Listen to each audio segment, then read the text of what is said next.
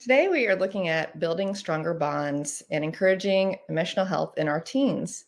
And why is that important? Well, emotional health touches every corner of our world, from academic and career success to our interpersonal relationships, our physical health, and identity formation. So it's really important our child has been developing emotional health as they're growing up. And that actually started with when they were little babies. When we're born, we are looking for attunement with our parent. That is the ability to be aware and respond to another person's emotions, and is a process by which we form close relationships. So your baby, when she's smiling, wants you to smile back. And when she's upset, you make that face like, oh, what's wrong? And that's how you start developing emotional health with your child. And that doesn't go away after they grow up. We still attune to our loved ones' emotions. When someone else is sad, we talk to them in a way that encourages them and can resonate with their sadness. We can, when they're happy, of course, we share their joy. When they're angry, if our friend is angry about something, we can empathize with them on, what's making them angry. So this is a key into developing from birth your child's healthy emotional state. So today's agenda is to look at good and poor emotional health indicators, the impact of emotional health on relationships, how the Enneagram can help parents tailor approaches to foster emotional health, and strategies to nurture emotional health. All right, so let's look at indicators of good emotional health. One indicator of good emotional health is being able to express your emotions. A lot of kids have trouble just because of the world we're in. It's hard when you're at school. You don't want to hear people angry or crying. So we kind of try to stop that behavior. And I'm definitely guilty of that. But in reality, we should let them express in a healthy way their emotions. And it's really a gift if you can understand your emotions and express them in a healthy way. The second one is effective coping strategies. How do your kids respond when they have a setback? Something healthy they could do is go to an adult about it, participate in fun activities, do some stress release,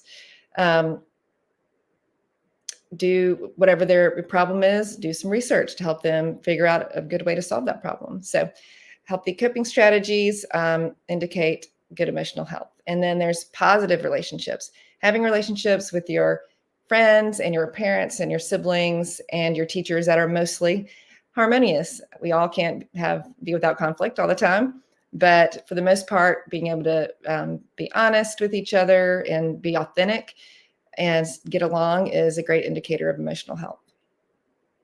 Number 4 is self-awareness. It's really great when people can understand and feel their emotions and understand how their body is reacting, understand what their triggers are, what makes them upset, what makes them feel better, and what a healthy response would be. And then 5, resilience. Being able to bounce back from a setback is very healthy. That means that they're not dwelling too long on it. They are finding ways to learn from an experience, finding ways to persevere, and that's an indicator of good mental health. Okay, let's look at some indicators of poor emotional health. The first would be suppressed emotions. When kids don't express their emotions, then that means they're stuffing them down, and it can cause anxiety or depression or anger outburst. So it's good to teach your children how to express their emotions in a healthy way. Number 2, an indicator is unhealthy coping strategies. Look at how your child deals with conflict and setbacks. Are they able to deal with them in a positive way? Number 3 is conflict in relationships. Is your teen able to get along for the most part with their parents and siblings, with their teachers and friends? And then there's a lack of self-awareness. Does your teen understand what makes them angry, what their triggers are, why they're doing what they're doing? Can they even understand what their emotions are? That would be self-awareness, being able to do those things. And a lack thereof would be a signal of poor emotional health. And low resilience. So when your child has a conflict or a setback, how do they respond? Do they become very, very stressed? they become helpless or hopeless, that would be an indicator of low resilience and poor emotional health. All right, so what effect does that have on parent and teen? When your child and you have good emotional health, it can really affect your relationship in a positive way. The first one is open and honest communication. Your teen will feel comfortable coming to you with their problems, with their joys. And I know a lot of complaints are, my teen doesn't talk to me. Yes, sometimes they are moving into an area of privacy. But in general, sharing, being able to tell your child, you can come to me with anything, we can talk about anything, is giving them permission to come to you with things that they might not have thought to come to you before. The next one is conflict resolution skills. So being emotionally healthy, you and your child can resolve your conflict without a lot of anger and without a lot of resentment. And you could both come to understanding and cooperate. The next one is empathy and understanding. When your teen is healthy, they actually empathize with you as a parent and can understand that you, of course, are trying to love them and keep them safe. And they can understand that, even though they're going to probably want to rebel against that sometimes or challenge that. Emotionally healthy teen can have empathy and understanding for you. And a respect for boundaries. In the same way, they can respect boundaries that you set up because they respect you and they understand as a parent that is part of your job. Emotionally healthy teens and parents are a support system for each other. They feel like I can go to my mom and ask for help in this situation, whether it be something going on with a teacher or a friend or career choices, things like that. A healthy relationship would mean the child feels like you are supportive and open to talk about that. Then finally, independence. An emotionally healthy teen is independent and can do things on their own while respecting the parents' rules and authority. All right, let's look at Enneagram insights as it relates to emotional health. So the Enneagram provides insights into different communication styles and preferences based on personality types. So if you understand your type and your child's type, you can adapt your communication to fit their type in a way that they understand. An example would be the type 1 parent who is a perfectionist or the reformer. They prefer clear and direct communication, and they value accuracy and precision. And if their child is a type 7, they communicate in a different way. That's the enthusiast. They tend to be spontaneous and upbeat when they communicate, and they often want to avoid detailed discussions. So just by understanding themselves, each of these people, and each other, they can figure out a way to communicate in a more effective manner. The second one is recognizing emotional triggers. Each Enneagram type has unique emotional triggers and patterns of behavior, and parents can anticipate sources of conflict with their child based on these different triggers. And then give support and guidance and help them with their challenging emotions. An example would be the type 8 who's a challenger. They have a strong need for control and maybe become easily triggered when they perceive a lack of respect or defiance from their child. And if the child is a type 4, called the individualist, they value authenticity and emotional expression. And sometimes that comes out in a way that might be more emotional than the parent is used to or comfortable with. But that's part of their personality, and that's part of how God made them. But knowing this, a parent can respond with patience and understanding rather than reactive impulsively. Okay, number 3 is fostering self-awareness.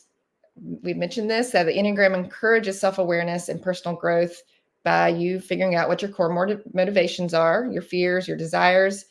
And if you help your teen understand their Enneagram type, you can empower them to understand their own emotional intelligence and have greater awareness and emotional intelligence.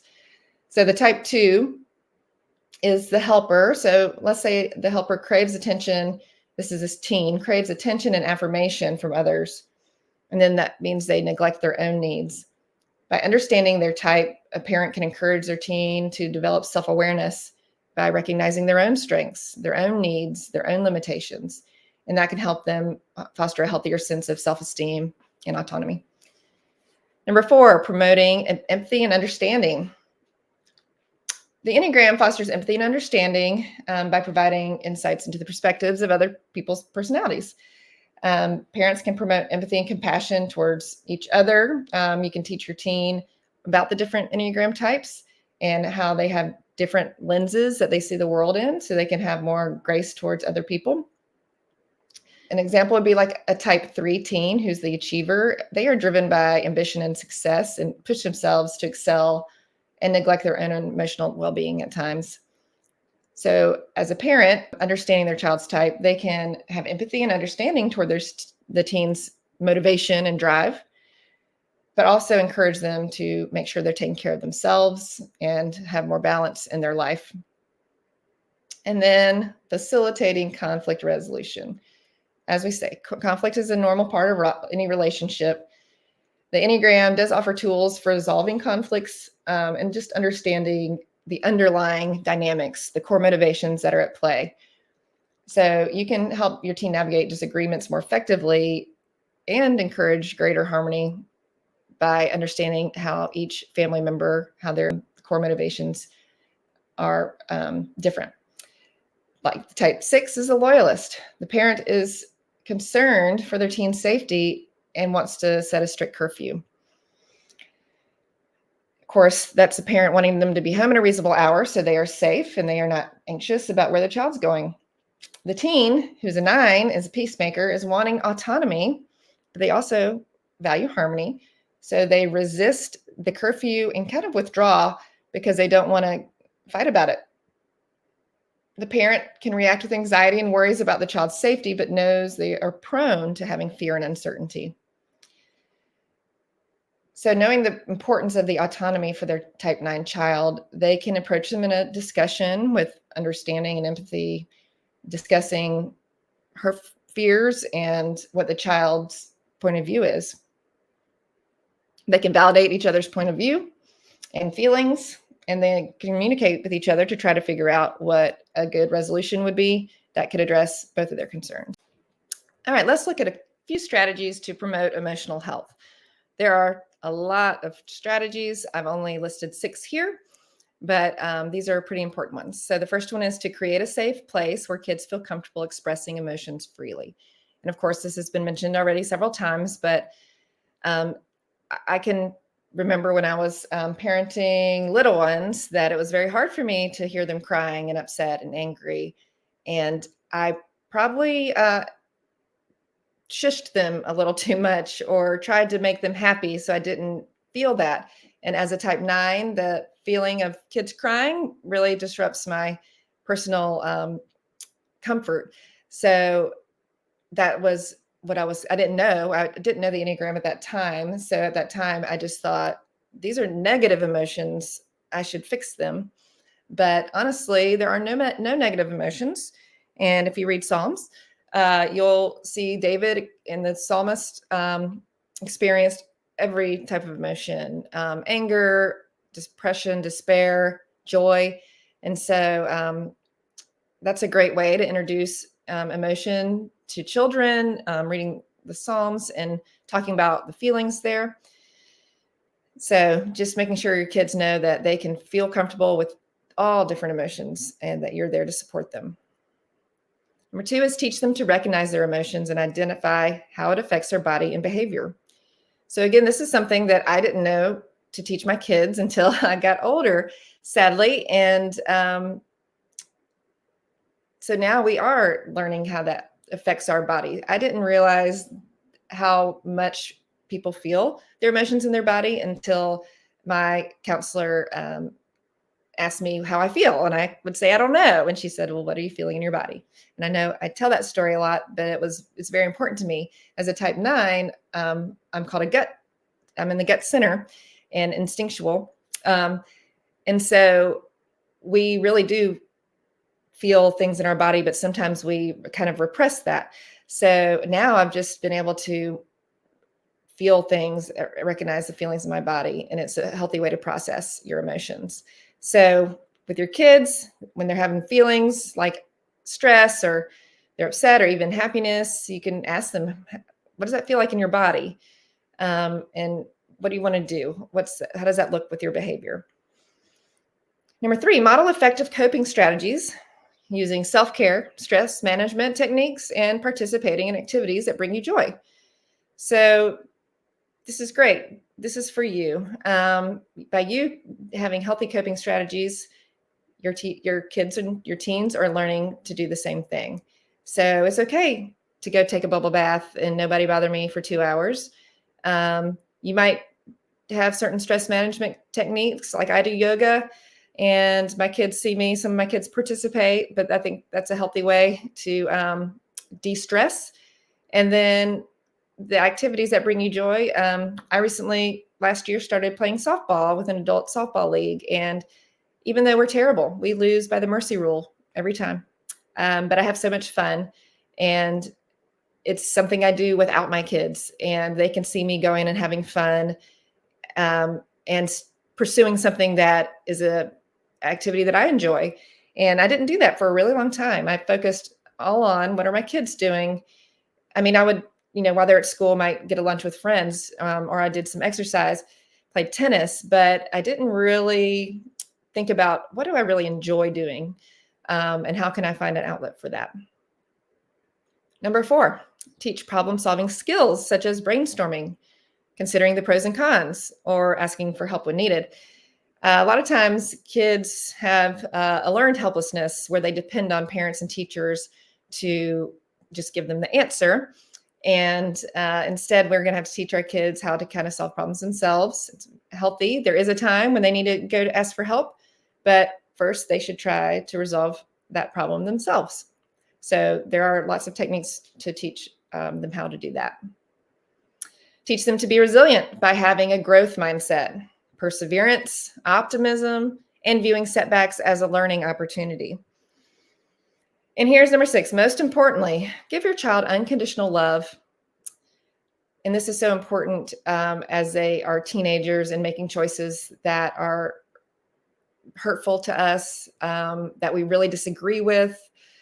It's really hard. It's not hard to continue to love them, of course.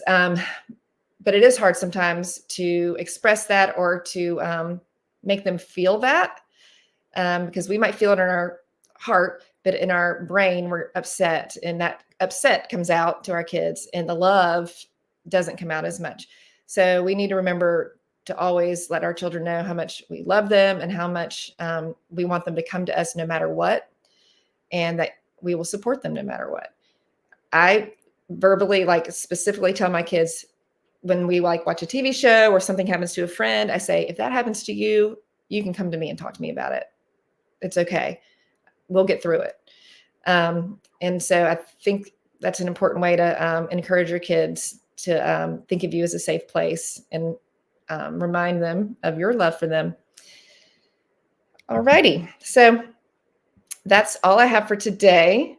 If you are worried about your teen's emotional well-being and you want personalized support, I'd love to speak with you about that. And you can just DM me if you want more information. All right. Thank you.